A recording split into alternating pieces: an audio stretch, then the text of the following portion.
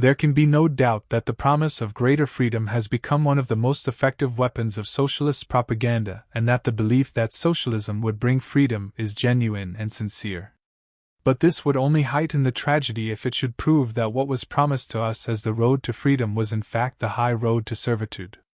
Unquestionably, the promise of more freedom was responsible for luring more and more liberals along the socialist road, for blinding them to the conflict which exists between the basic principles of socialism and liberalism, and for often enabling socialists to usurp the very name of the old party of freedom.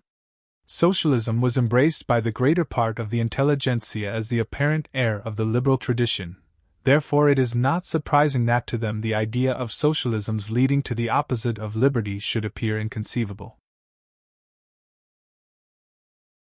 In recent years, however, the old apprehensions of the unforeseen consequences of socialism have once more been strongly voiced from the most unexpected quarters. Observer after observer, in spite of the contrary expectation with which he approached his subject, has been impressed with the extraordinary similarity in many respects of the conditions under fascism and communism. While progressives, in England and elsewhere, were still deluding themselves that communism and fascism represented opposite poles, more and more people began to ask themselves whether these new tyrannies were not the outcome of the same tendencies.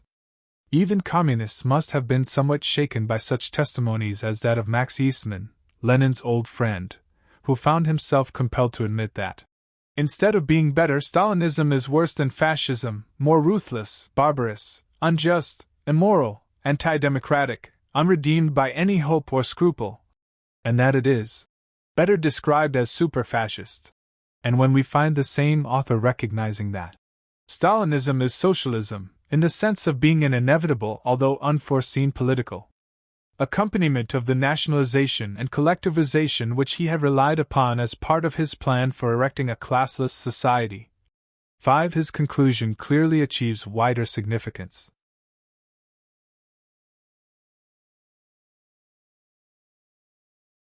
Mr. Eastman's case is perhaps the most remarkable, yet he is by no means the first or the only sympathetic observer of the Russian experiment to form similar conclusions.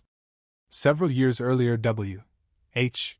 Chamberlain, who in 12 years in Russia as an American correspondent had seen all his ideals shattered, summed up the conclusions of his studies there, and in Germany and Italy, in the statement that socialism is certain to prove, in the beginning at least, the road not to freedom, but to dictatorship and counter-dictatorships, to civil war of the fiercest kind. Socialism achieved and maintained by democratic means seems definitely to belong to the world of utopias. 6. Similarly, a British writer, F. A. Voigt, after many years of close observation of developments in Europe as a foreign correspondent, concludes that Marxism has led to fascism and National Socialism, because, in all essentials, it is fascism and National Socialism. 7. And Walter Lippmann has arrived at the conviction that the generation to which we belong is now learning from experience what happens when men retreat from freedom to a coercive organization of their affairs. Though they promise themselves a more abundant life, they must in practice renounce it. As the organized direction increases, the variety of ends must give way to uniformity. That is the nemesis of the planned society and the authoritarian principle in human affairs.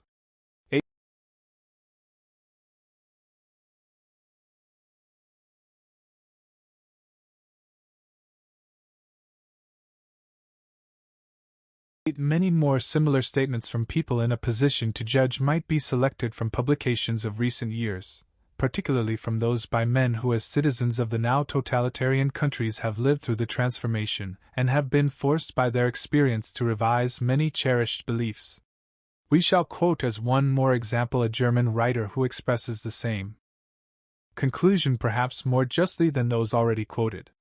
The complete collapse of the belief in the attainability of freedom and equality through Marxism, writes Peter Drucker, has forced Russia to travel the same road toward a totalitarian, purely negative, non-economic society of unfreedom and inequality which Germany has been following. Not that communism and fascism are essentially the same. Fascism is the stage reached after communism has proved an illusion, and it has proved as much an illusion in Stalinist Russia as in pre-Hitler Germany.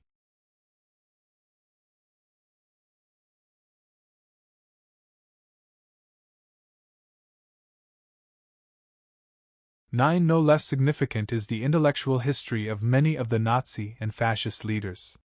Everyone who has watched the growth of these movements in Italy or in Germany has been struck by the number of leading men, from Mussolini downward, and not excluding Laval and Quisling, who began as socialists and ended as fascists or Nazis.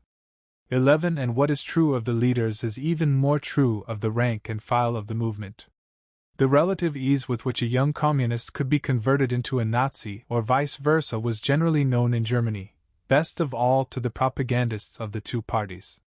Many a university teacher during the 1930s has seen English and American students return from the continent uncertain whether they were communists or Nazis and certain only that they hated Western liberal civilization.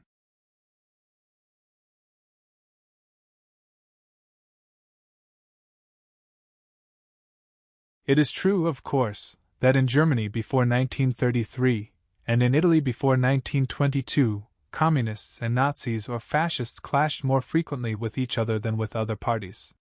They competed for the support of the same type of mind and reserved for each other the hatred of the heretic.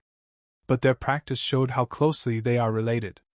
To both, the real enemy, the man with whom they had nothing in common and whom they could not hope to convince, is the liberal of the old type. While to the Nazi the communist, and to the communist the Nazi, and to both the socialists, are potential recruits who are made of the right timber, although they have listened to false prophets, they both know that there can be no compromise between them and those who really believe in individual freedom.